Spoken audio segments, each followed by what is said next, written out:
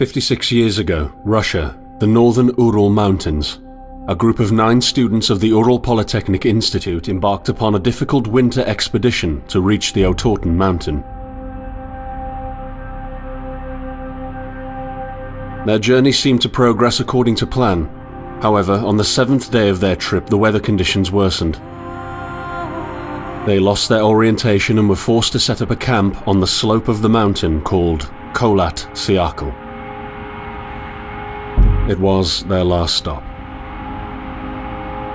3 weeks later in Yekaterinburg, when their families received no word of their success, the first rescue expeditions were sent.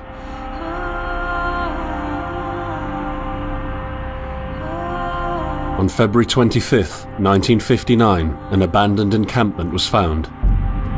The tent was torn down and covered with snow, with all the group's belongings left inside.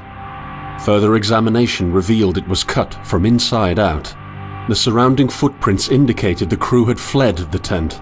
They were barefooted. This suggests a frantic escape, characteristic of people scared out of their wits. 2 sets of prints led to a forested area down the slope. The rescue team found an improvised fireplace and 2 bodies. They were lying in but their underwear, with cuts and scratches to their limbs, suggesting they had tried to climb the tree in panic. What could terrify them so much? The next 3 bodies were found scattered a few hundred meters from the first discovery.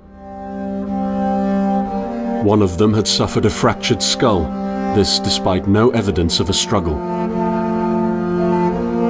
It took the spring thaw 2 months later to enable the rescue team to find the rest of the victims. The last 4 skiers were found buried in a thick layer of ice and snow. Their autopsies led to even more bizarre findings. All of the bodies had severe internal injuries caused by an undetermined force, similar to that of a serious car accident.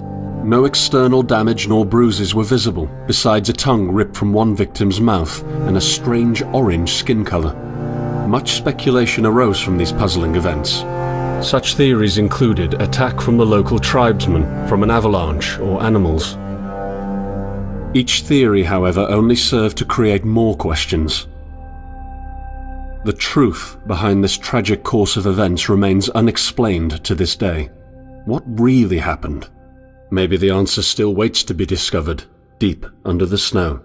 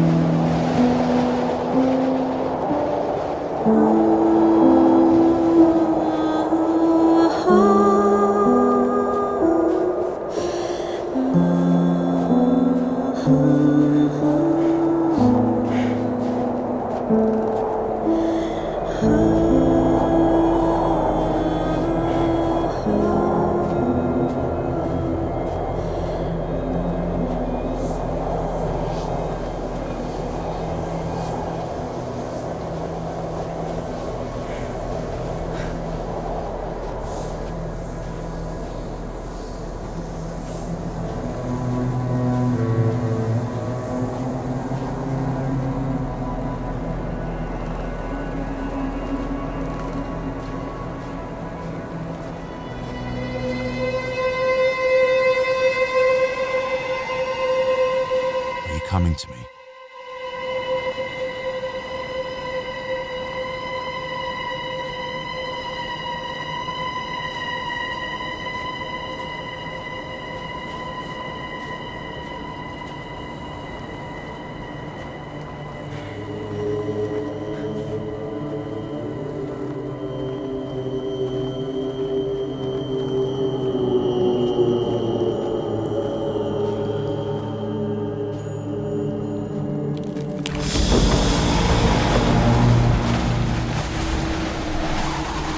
In the end, the only thing I saw was a flash, an insufferable burning light, the pain ripping apart my body. I felt it tearing out of my soul. After a while, I was nobody, nothing. The light went out and I vanished into overwhelming darkness. I welcomed the end with delight.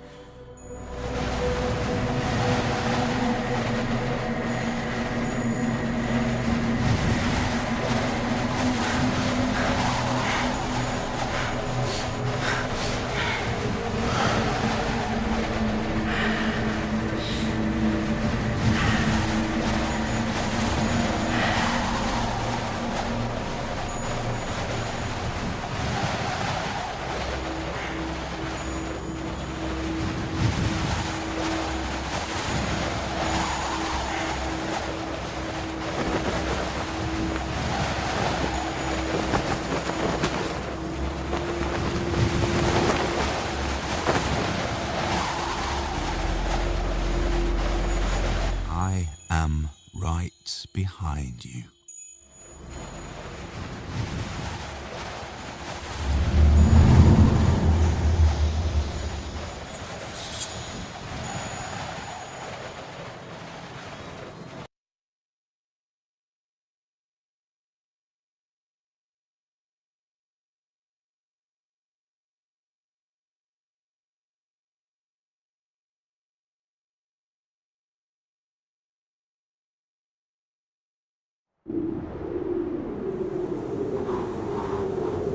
Have you ever tried to hold on to your humanity when others convince you of being no more than a subject, an object, which they can bend to their will?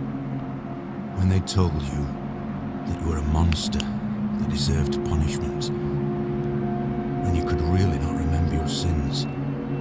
When they took away your loved ones, leaving you to rot in the dark? The problem is that in their darkness, you have never been alone.